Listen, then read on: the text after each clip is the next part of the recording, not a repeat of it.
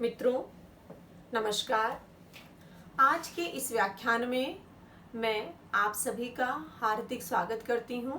मैं प्रोफेसर अनुपम शर्मा, अध्यक्ष राजनीति विज्ञान एवं मानवाधिकार विभाग, इंदिरा गांधी राष्ट्रीय जनजातीय केंद्रीय विश्वविद्यालय से संबद्ध हूँ। मित्रों, आज की हमारी चर्चा का विषय है लोक प्रशासन में नए आयाम, new dimensions in public administration. लोक प्रशासन अध्ययन के दृष्टिकोण से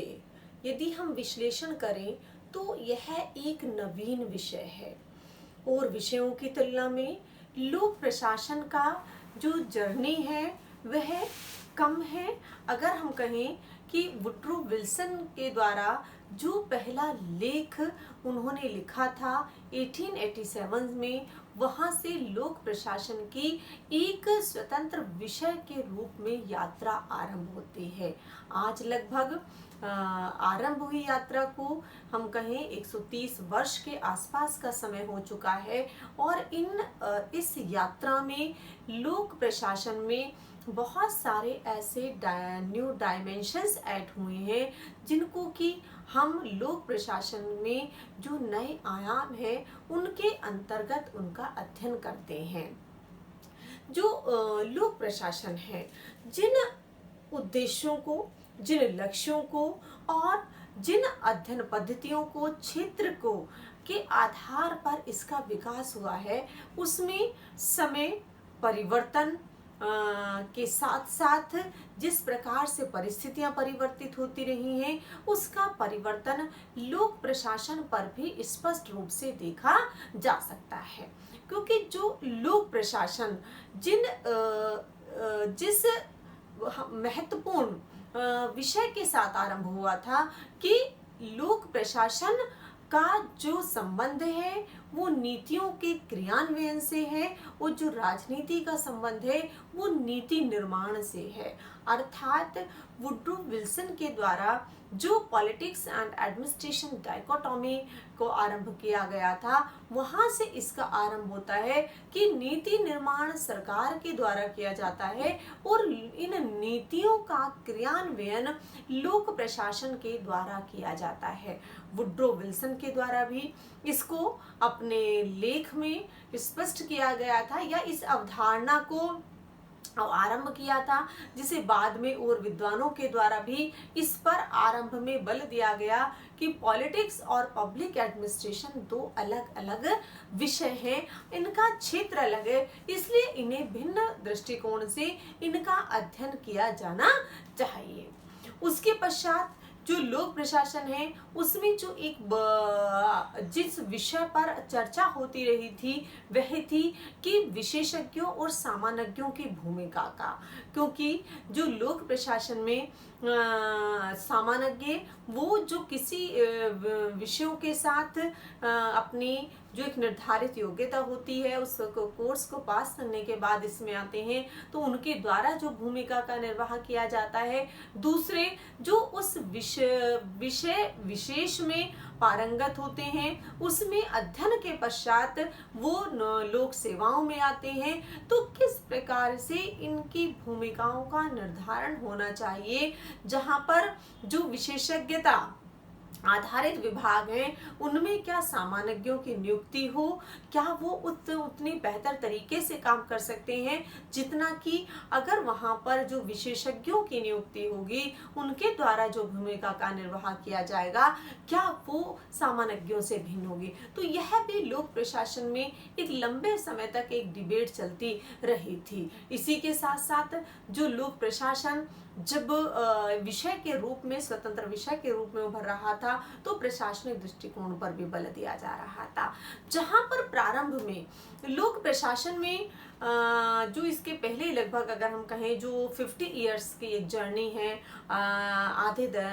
शतक की जो जर्नी है, उसमें लोक प्रशासन में जहां पर द्विभाजन पर बल दिया जाता रहा था, वहीं लोक प्रशासन के अध्ययन पद्धतियों, अध्ययन क्षेत्रों और इसी के साथ साथ विषय के रूप में इसे एक स्वतंत्र विषय के रूप में स्थापित करने के लिए नई नई खोजों पर बल दिया जा रहा था। परंतु चेस्टर बर्नार्ड, हर्बर्ट साइमन जैसे विद्वानों के द्वारा जो लोक प्रशासन के क्षेत्र को, लोक प्रशासन के अर्थ को, जो पूर्व में दिए गए विद्वानों के द्वारा सिद्धांत थे, उनको अस्वीकार कर देते हैं और बात करते हैं कि जो सिद्धांत है वो केवल मुहावरों से कम नहीं है, या जो लोक प्रशासन और राजनीति के द्विभाजन पर बल दिया गया था। हर्बर्ट साइमन ने ये कहकर कि जो लोक प्रशासन का मुख्य केंद्र बिंदु है वो नीति निर्माण है। एपिलबी ने इसी बात को कहा कि जो लोक प्रशासन के द्वारा जिस भूमिका का निर्वाह किया जाता है उसमें नीति निर्माण प्रमुख है। तो इस प्रकार से जो एक अवधारणा को लेकर लोक प्रशासन का उदय हुआ था, बाद में उसको जो विद्वान थे उसे अस्वीकार करते हुए उसमें जो नए विषय वस्तु, नया अर्थ, नई परिभाषाएं, नया क्षेत्र उसमें जोड़ता चला जा रहा था। इसी प्रकार से द्वितीय विश्व युद्ध के पश्चात जो नवोदित राष्ट्रों का उदय है, ये वो नवोदित राष्ट्र हैं जो उससे पूर्व औपनिवेशिक विरासत के शिकार रहे थे या औपनिवेशिक विरासत में रहे थे, और उसके पश्चात स्वतंत्र होने के पश्चात उनके समक्ष जो प्रमुख चुनौतियां थीं कि किस प्रकार से वहां पर प्रशासन के द्वारा, सरकार के द्वारा जो नीतियां बनाई जाए, प्रशासन के द्वारा किस प्रकार से उन्हें बेहतर तरीके से लागू किया जा सकता है, इस बात पर बल दिया जा रहा था। इसी का परिणाम था कि राज्यों के कार्यों में अधिक से अधिक वृद्धि हो रही थी और प्रशासन की भूमिका भी निरंतर बढ़ती जा रही थी, क्योंकि सरकार के द्वारा जो लक्ष्य निर्धारित किए जाते हैं उनको प्राप्त करने के लिए एक प्रशासनिक मशीनरी ही एक सर्वोत्तम साधन होती है, जिसके माध्यम से जो सरकारी लक्ष्यों को प्राप्त किया जाता है। यह प्रशासनिक व्यवस्था ही विकास के उत्प्रेरक के रूप में काम करती है। तो इस तरीके से जो प्रशासन की भूमिका है वो महत्वपूर्ण हो जाती है। तो ये जो द्वितीय विश्व युद्ध के पश्चात लोक कल्याणकारी राज्य की अवधारणा का विकास आरंभ हुआ था, उससे राज्य के कार्यों में वृद्धि हो रही थी और उसी के साथ साथ जो प्रशासन का क्षेत्र है वो भी बढ़ रहा था। उस समय पर जो लोक प्रशासन का दृष्टिकोण रहा था, या हम कहें परंपरागत दृष्टिकोण जो प्रशासन का रहा है, उसमें जिन बातों पर प्रमुख रूप से बल दिया जाता रहा है वह है मूल्य निरपेक्षता की बात करता है, तटस्थता की बात करता है, इसी के साथ साथ जो प्रशासन में एफिशिएंसी की बात करता है। तो ये जो परंपरागत दृष्टिकोण है कि नियमों पर अधिक बल देकर, हायरार्की को बहुत अधिक फॉलो करते हुए और इसी के साथ साथ तटस्थता के नियमों का पालन करते हुए जो लोक प्रशासन इन विशेषताओं के आधार पर चल रहा था, उसमें अब परिवर्तन की मांग होने लगी थी। इसलिए जो 1960 और उसके पश्चात का अगर हम दशक देखें तो लोक प्रशासन में के क्षेत्र में, उसके लक्ष्यों में परिवर्तन पर बल दिया जाने लगा था। इसी का परिणाम था कि जो नवीन लोक प्रशासन क्या जो अवधारणा है और उसके पश्चात जब नवीन लोक प्रबंध की अवधारणा है वो लोक प्रशासन में जुड़ते जा रहे थे। अर्थात अब जिन परंपरागत आधार पर या परंपरागत लोक प्रशासन जिन आधारों को लेकर चल रहा था उन आधारों में परिवर्तन हो रहा था और अब उनके स्थान पर जो नवीन लोक प्रशासन के द्वारा जो विशेषताएं या जो मापदंड स्थापित किए जा रहे थे, नवीन लोक प्रबंध के द्वारा जो मापदंड स्थापित किए जा रहे थे, उनको अपनाने पर बल दिया जा रहा था। तो इस प्रकार से जो लोक प्रशासन का परंपरागत दृष्टिकोण है उसमें परिवर्तन पर बल स्पष्ट रूप से देखा जा सकता है। किसी भी देश में अगर लोक प्रशासन में जब परिवर्तन आता है तो वह परिवर्तन उस समय के उस देश में जो सामाजिक, राजनीतिक, आर्थिक और सांस्कृतिक परिदृश्य में परिवर्तन आता है उसका प्रभाव लोक प्रशासन के ऊपर स्पष्ट रूप से देखा जा सकता है, क्योंकि लोक प्रशासन परिवेश में काम करता है और जब वो परिवेश में काम करता है तो वो परिवेश से प्रभावित भी होता है। परिवेश में जहाँ वो कार्य करते हुए परिवर्तन लाता है वहीं उस परिवेश से परिवर्तित भी होता है। इसलिए जो अंतरराष्ट्रीय फलक पर 1990 का दशक है, जहां पर साम्यवादी व्यवस्था सिमटाव की तरफ हो चली थी, पूर्व सोवियत संघ का विघटन हो गया था, और इन परिस्थितियों में जो उदारीकरण, निजीकरण और भूमंडलीकरण का दौर आरंभ हुआ था, जहां पर देशों के मध्य जो सीमाओं के बंधन थे वो ढीले हुए थे, वहीं पर पूंजी का, वस्तुओं का, व्यक्तियों का आना जाना निर्बाध होने लगा था। तो उसने कुल मिलाकर जो अंतरराष्ट्रीय परिदृश्य था उसको भी परिवर्तित किया, और जो देशों के अंदर परिदृश्य था, जो परिस्थितियां थी, उनमें भी परिवर्तन लाया। तो ये जो परिवर्तन आ रहा था, उस परिवर्तन ने लोक प्रशासन की भूमिका में भी परिवर्तन ला दिया था। अर्थात जो अब तक एक परंपरागत विषय के रूप में लोक प्रशासन के द्वारा जिस भूमिका का निर्वाह किया जा रहा था, उसमें परिवर्तन हो रहा था, और यह परिवर्तन यह परिस्थितियों को मद्देनजर रखते हुए जो सुधार किए जाते हैं, उन्हीं के आधार पर लोक प्रशासन में न्यू डायमेंशन से नवीन आयामों को साकार रूप मिला है। तो इन परिस्थितियों में जो परिवर्तन आए, उन्हीं ने लोक प्रशासन में बहुत सारे नवीन आयामों की अवधारणा को साकार किया है, और यदि हम कहें कि उनका विकास किया है, तो लोक प्रशासन जो है एक हम कहें कि गतिशीलता लिए हुए विषय है। जो स्थिरता की बात हम करते हैं, स्थिरता है, विषय स्वतंत्र विषय के रूप में है, लेकिन नवीन विषय होने के कारण जहां इसमें इसकी पद्धतियों पर, इसके क्षेत्र में, इसके लक्ष्य में परिवर्तन आ रहा है, वहीं उसमें बहुत सारे न्यू डायमेंशंस भी जुड़ते जा रहे हैं, नए आयाम भी जुड़ते जा रहे हैं, और इन्हीं आयामों के माध्यम से जो लोक प्रशासन है वह अब एक स्वतंत्र विषय के रूप में उभर कर हम सभी के समक्ष है। तो जो लोक प्रशासन है, अगर हम लोक प्रशासन के नवीन आयामों की बात करें, तो पहली चीज हमें स्पष्ट रूप से दिखलाई देती है कि अब लोक प्रशासन के जो क्षेत्र है वह विस्तृत हो गया है। लोक प्रशासन का जो क्षेत्र है वह केवल नीतियों के क्रियान्वयन तक ही सीमित ना होकर उसकी भूमिका अब नीतियों के क्रियान्वयन में भी, नीतियों के निर्माण में भी होती जा रही है। जैसा कि हर्बर्ट साइमन ने कहा, पॉल एप्पलबी ने भी कहा, और वर्तमान में इसको स्पष्ट रूप से देखा जा सकता है कि अब लोक प्रशासन जहां नीतियों का तो क्रियान्वयन कर ही रहा है अपनी मुख्य भूमिका में के रूप में, वहीं वह अब नीतियों के क्रियान्वयन में जो सरकारी मशीनरी है, कार्यपालिका है, उसको विभिन्न प्रकार से सहायता उपलब्ध करा के, आंकड़ों का रखरखाव करके, विश्लेषण करके, और उनको नीति निर्माण में इन आंकड़ों के आधार पर नीति निर्माण में सहायता प्रदान करता है। तो इस प्रकार से नीति निर्माण भी इसका एक महत्वपूर्ण क्षेत्र बनता जा रहा है। तो लोक प्रशासन अब एक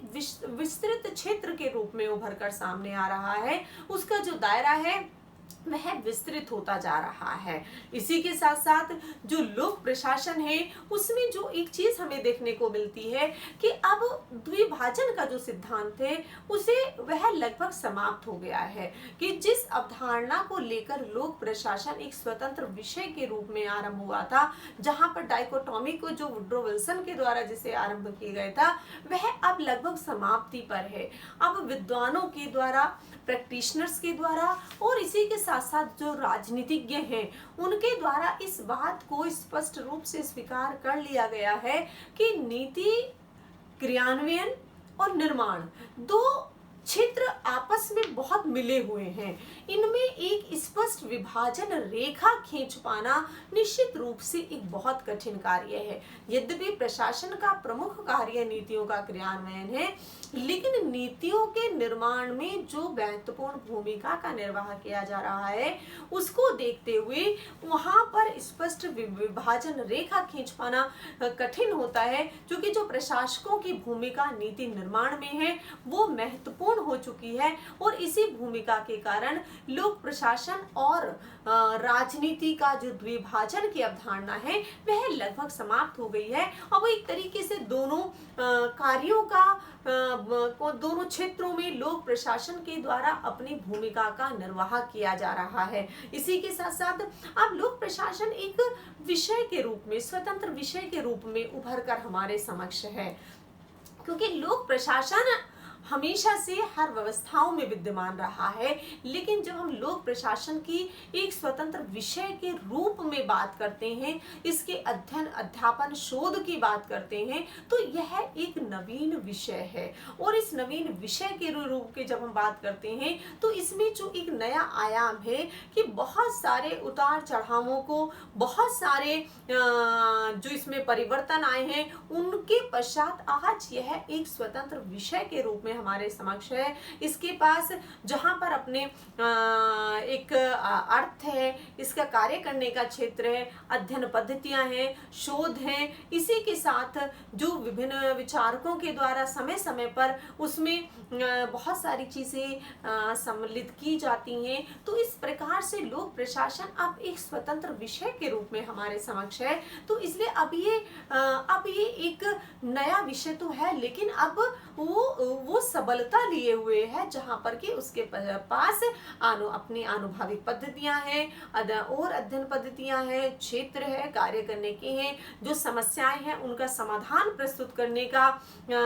जो इसके पास में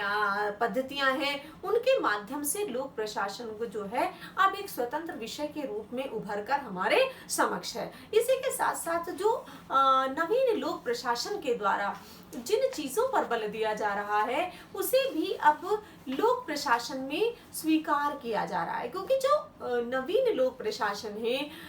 बेसिकली यह है जो परंपरागत लोक प्रशासन है उसके अर्थ, परिभाषा और इसके जो लक्ष्य है उससे भिन्न की बात करता है, इसलिए इसको लोक प्रशासन कहा जाता है, नवीन लोक प्रशासन कहा जाता है। नवीन लोक प्रशासन के द्वारा जो मूल्य सापेक्षता पर बात की जाती है, उसमें जो सारगर्भिता की बात की जाती है, समता की बात की जाती है, परिवर्तन की बात की जाती है, ये जो नवीन लोक प्रशासन के महत्वपूर्ण विशेषताएं हैं, ये लोक प्रशासन में नए आयामों को जोड़ती हैं। ये नवीन लोक प्रशासन बात करता है कि लोक प्रशासन को मूल्य निरपेक्ष होकर यह कार्य नहीं कर सकता, इसलिए इसमें मूल्य सापेक्षता पर बल दिया जाता है। इसी के साथ ये बात करते हैं परिवर्तन पर, क्योंकि जो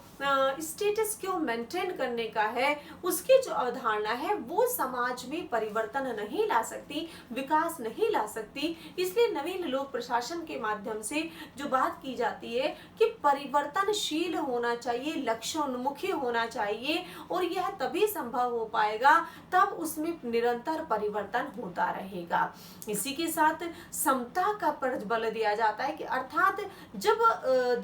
राष्ट्र में विकास की बात होती है तो यह विकास समग्र रूप से होना चाहिए, समाज में रहने वाले सभी वर्गों का, सभी लोगों का, सभी क्षेत्रों के लोगों का विकास एक साथ हो, वह समता आधारित हो। तो इस तरीके की जो भावना इसमें बल देती है कि जो लोक प्रशासन है उसमें सारगर्भिता होनी चाहिए, रिलेवेंट होना चाहिए, जिन मुद्दों को लेकर ये चला है वो मुद्दे सारगर्भित हो, समस्याओं का जो प्रैक्टिकल प्रॉब्लम्स हैं उनका समाधान प्रस्तुत कर सके, इस बात पर बल दिया जाना चाहिए। नवीन लोक प्रबंध के माध्यम से, न्यू पब्लिक मैनेजमेंट के माध्यम से जिन बातों को लोक प्रशासन में उठाया गया है ये भी लोक प्रशासन में नए आयामों को जोड़ती हैं, क्योंकि जो नवीन लोक प्रबंध है वो कहता है कि लोक प्रशासन में भी प्रबंधकीय तकनीकों पर बल दिया जाना चाहिए कि प्रशासन क्या है, एक प्रबंध है, किसी चीजों का मैनेजमेंट है। तो जब ये मैनेजमेंट है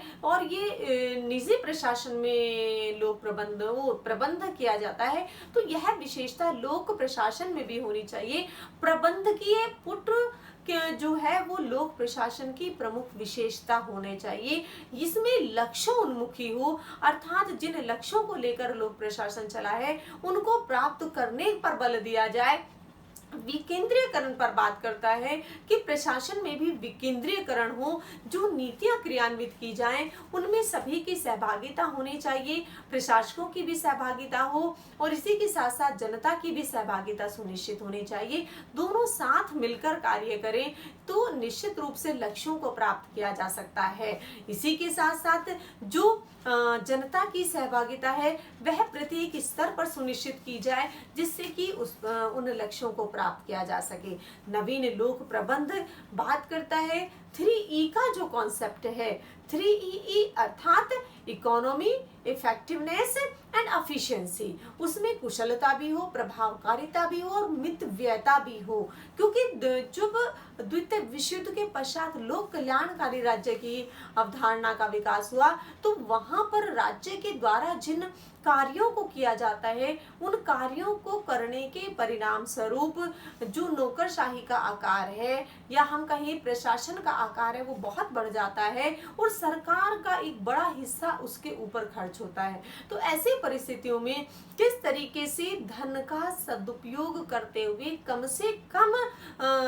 इनपुट में बेहतर से बेहतर आउटपुट किस तरीके से तकनीकों का प्रयोग करते हुए लाया जा सकता है, इस पर भी बल दिया जाना चाहिए। और इस पर बल दिया जा रहा है नवीन लोक प्रबंध को अब लोक प्रबंध में भी स्वीकार किया जा रहा है। प्रतिस्पर्धा पर बल दिया जा रहा है कि जो सार्वजनिक हित के संस्थान हैं, संगठन हैं, क्षेत्र हैं, उनमें प्रतिस्पर्धा हो, क्योंकि जब प्रतिस्पर्धा होती है तो निश्चित रूप से जो गुणवत्ता है उस गुणवत्ता में सुधार होता है। जब बहुत सारे ऑप्शंस होते हैं और बहुत सारे ऑप्शंस में से एक का चुनाव या एक से अधिक का चुनाव करना होता है तो निश्चित रूप से वहां पर जो क्वालिटी है, जो गुणवत्ता है वो महत्वपूर्ण हो जाती है। इसलिए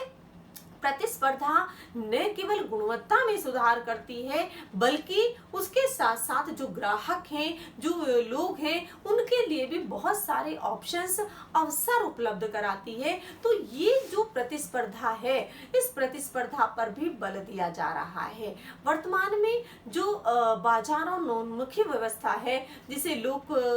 नवीन लोक प्रबंध के माध्यम से स्वीकार किया गया है उसको भी अब लोक प्रशासन के द्वारा स्वीकार करते हुए उसके आधार पर कार्य किया जा रहा है। विकासशील देशों में जहां पर लोक प्रशासन को बहुत सारे क्षेत्रों में भूमिका का निर्वाह करना होता है, वहीं पर जो उद्यम हैं उनको भी सहायता प्रदान कर उनको आगे बढ़ने के लिए प्रेरित किया जाता है। विकसित देशों में जहां पर कि वो देश जो विकास की गति को प्राप्त कर चुके हैं वहां पर भी लोक प्रशासन की जो महत्वपूर्ण भूमिका है वह जो बाजारों उन्मुखी व्यवस्था है उसमें जो उद्यम है या जो नए नए उद्योग लगाए जाते हैं उनको सहायता प्रदान कर आगे बढ़ने के लिए प्रोत्साहित किया जाता है। तो ये जो भूमिका है नवीन लोक प्रबंध की, इसने वर्तमान में लोक प्रशासन के क्षेत्र में नए आयाम जोड़ दिए हैं, नए आयामों को आधार प्रदान कर दिया है, जिससे जो लोक प्रशासन है वो और महत्वपूर्ण होता जा रहा है। यद्यपि और विषयों में और राजनीति विज्ञान में तुलनात्मक अध्ययनों पर प्रारंभ से ही बल दिया जाता रहा है, लोक प्रशासन में भी अब तुलनात्मक लोक प्रशासन की अवधारणा पर बल दिया जा रहा है। अर्थात जो अध्ययन किए जाएं उन अध्ययन व्यवहारिक रूप में तुलनात्मक होने चाहिए। ये जो तुलनात्मक अध्ययन है, इन तुलनात्मक अध्ययनों के माध्यम से जो निष्कर्ष निकलकर सामने आएंगे वो निश्चित रूप से लोक प्रशासन को एक समृद्ध विषय बनाने के साथ साथ जो समाज की समस्याएं हैं उनको वास्तविक समाधान उपलब्ध कराने में भी अपनी भूमिका का निर्वाह कर सकेंगे। तो ये जो इस चीज पर बल दिया जा रहा है कि तुलनात्मक अध्ययन किया जाए, क्योंकि जो मॉडल या जो प्रतिमान लोक प्रशासन में द्वितीय विश्व युद्ध या हम कहें लगभग 50 और 60 के दशक तक भी जो अध्ययन किए जा रहे थे या जो प्रतिमान स्थापित किए जा रहे थे, वो पाश्चात्य समाजों को दृष्टिगत रखते हुए किए जा रहे थे, जबकि जो नवोदित राष्ट्रों का जो सामाजिक विशेषताएं हैं या समाजों का जो परिदृश्य है वो विकसित देशों से भिन्न है। तो जब इन देशों में जो भिन्न प्रकार की व्यवस्थाएं उभर कर सामने आई, समस्याएं उभर कर सामने आई, उन्होंने इस बात पर बल दिया कि जो अध्ययन है वो तुलनात्मक होने चाहिए, और जब तुलनात्मक अध्ययन होंगे तो निश्चित रूप से जो समाधान निकल कर आएंगे उनके आधार पर जिन सामान्यीकरणों का निर्माण किया जाएगा वो बेहतर होंगे, समस्याओं का समाधान करेंगे और विषय को और समृद्ध बनाने में भी अपनी सहायता प्रदान करेंगे। तो ये जो तुलनात्मक अध्ययन पर बल दिया जा रहा है, इसने लोक प्रशासन को एक विषय के रूप में या स्वतंत्र विषय के रूप में और अधिक समृद्ध बनाने पर बल दिया है। लोक प्रशासन में जो एक परंपरागत दृष्टिकोण रहा है कि एक संस्थागत ढांचे के अध्ययन की बात करता है कि संगठनों का अध्ययन किया जाए, किस तरीके से वो काम करते हैं, किस तरीके से अपने लक्ष्यों को बात करते हैं, कैसे उनमें कुशलता लाई जाए। लेकिन जो वर्तमान में या हम कहें जो पिछले 2-3 दशक की जो लोक प्रशासन की यात्रा है, उसमें मानवीय तत्वों पर बल दिया जा रहा है। मानवीय तत्वों के अर्थात जो संगठन में कार्य करने वाले जो लोग हैं, उनके जो मूल्य हैं, उनके जो मानवीय पक्ष है, उसका भी निष्पक्ष रूप से अध्ययन किया जाना चाहिए, जिसे कि जो मानवीय पक्ष में एल्टन मेयो के द्वारा जिस अवधारणा को आरंभ किया गया था, वह अपनी यात्रा को पार करते हुए वर्तमान तक जिस पर बल दिया जा रहा है वह यह है कि किस प्रकार से इसको और अधिक मानवीय बनाया जाए, मानवीय पक्षों पर का अध्ययन किया जाए। तो ये जो उसका दृष्टिकोण है, ये इसको लोक प्रशासन को और महत्वपूर्ण आयाम प्रदान करता है। लोक प्रशासन में जो बात होती है कि यह परिवेशीय दृष्टिकोण पर बल देता है, जिसे एफ.डब्ल्यू. रिक्स के द्वारा आरंभ किया गया था कि जो परिवेशीय अवधारणा है कि लोक प्रशासन जिस परिवेश में कार्य करता है, उस परिवेश के संदर्भों में लोक प्रशासन का अध्ययन किया जाना चाहिए। अर्थात जो परिवेश है, जो सामाजिक, आर्थिक, राजनीतिक, सांस्कृतिक परिवेश है, लोक प्रशासन को प्रभावित करता है। तो जब यह लोक प्रशासन को प्रभावित करता है और लोक प्रशासन इन्हीं संदर्भों में कार्य करता है, तो अगर हमें लोक प्रशासन का अध्ययन करना है तो उसके लिए इन सारे संदर्भों का भी अध्ययन किया जाना चाहिए, उन सारी परिस्थितियों का भी अध्ययन किया जाए। क्योंकि जो एफ.डब्ल्यू. रिक्स ने जो विशेषकर उनके द्वारा अध्ययन किए गए थे, उन विकासशील देशों के अध्ययन पर उन्होंने जो बात की थी कि ये जो विजातीय समाज है, यहाँ पर जो समाज की विशेषताएं हैं वो विजातीयता को लिए होती हैं। वहाँ पर परंपरागत और आधुनिकता का मिश्रण होता है, वहाँ पर विरोधी तत्वों का मिश्रण होता है, विरोधी विशेषताएं एक साथ उपलब्ध होती हैं। तो ऐसे स्थिति में जो प्रशासनिक विशेषताएं उभर कर सामने आती हैं वो भिन्न प्रकार की होती हैं, जैसा कि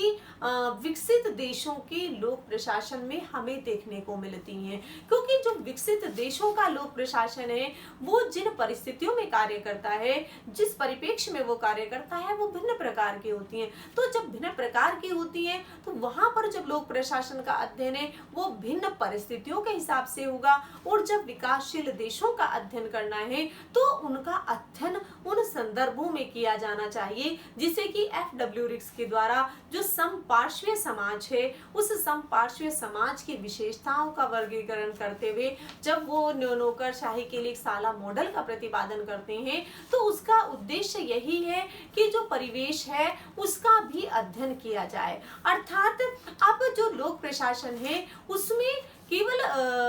लोक प्रशासन का अलग से अध्ययन न करते हुए इंटरडिसिप्लिनरी अध्ययन के तहत मूल्यों को ध्यान में रखते हुए उस परिवेशीय पक्ष के आधार पर अध्ययन किया जाए, जिससे कि लोक प्रशासन को और बेहतर तरीके से समझा जा सके, उसका विश्लेषण किया जा सके। क्योंकि जब इन सारी चीजों के ऊपर बल दिया जाएगा तो निश्चित रूप से जो विषय के रूप में लोक प्रशासन उभर कर आएगा वह और अधिक समृद्ध होगा और निश्चित रूप से जो समाजों की समस्या है उनका समाधान उपलब्ध कराने के लिए वह और प्रभावी रूप से कार्य कर सकेगा। तो अगर लोक प्रशासन की विषय के रूप में यात्रा को हम देखें, जो 1887 से आरंभ हुई है और वर्तमान तक आज हम इसे एक स्वतंत्र विषय के रूप में देखते हैं, तो इसमें बहुत सारे आयाम हमें जुड़ते हुए दिखलाई देते हैं। अगर इन आयामों का संक्षेप में अगर हम देखें तो जहां पर यह द्विभाजन के अवधारणा के साथ आरंभ हुआ था, जहां पर सामान्यज्ञ और जो विशेषज्ञों की अवधारणा के साथ पर भूमिकाओं को ध्यान में रखकर आरंभ हुआ था, प्रबंधकीय कुशलता की बात करते हुए आरंभ हुआ था, वहीं पर द्वितीय विश्व युद्ध के पश्चात बदली हुई परिस्थितियों में जो परिवर्तन आया है, समाजों की जो नई चुनौतियां उभर कर सामने आई हैं, लोगों की जो अपेक्षाएं उभर कर सामने आई हैं, उनमें जहां पर नवीन लोक प्रशासन के रूप में जो लोक प्रशासन के विद्वान हैं, विशेषकर नवीन लोक प्रशासन में जिन युवा विद्वानों का हम कहें कि योगदान रहा है, उनकी भूमिका रही है, उसने जहां पर लोक प्रशासन की विशेषताओं को उसके जो लक्ष्य है उनमें परिवर्तन किया, वहीं पर नवीन लोक प्रबंध ने उन नवीन लोक प्रबंध की विशेषताओं को जोड़ते हुए, उन तकनीकों पर बल देते हुए, लक्ष्यों पर बल देते हुए लोक प्रशासन को और प्रभावी बनाने पर बल दिया। तो वहीं पर तुलनात्मक अध्ययन ने जो नवोदित राष्ट्र थे उनकी जो राजनीतिक व्यवस्था है, प्रशासनिक व्यवस्था है, उसके विश्लेषण पर भी बल दिया और उसके आधार पर सामान्यकरण करने का प्रयास किया। उसी के साथ साथ जो परिवेशीय दृष्टिकोण है जिसे FW रिक्स के द्वारा आरंभ किया गया है, उसको जो स्वीकार किया जा रहा है, उसकी स्वीकार्यता अब इतनी है कि जो अध्ययन किए जाते हैं वह अंत अनुशासनात्मक होते हुए उसी के साथ साथ परिवेश दृष्टिकोण को ध्यान में रखकर किए जाते हैं। तो इस तरीके से जो ये नए आयाम जुड़ रहे हैं, ये नए आयाम के जुड़ने से लोक प्रशासन आज एक समृद्ध विषय के रूप में, स्वतंत्र विषय के रूप में, बहुत सारी अध्ययन पद्धतियों के रूप में, उनमें सिद्धांत निर्माण की दिशा में निरंतर आगे बढ़ता जा रहा है। इसी के साथ आप सभी का बहुत बहुत धन्यवाद।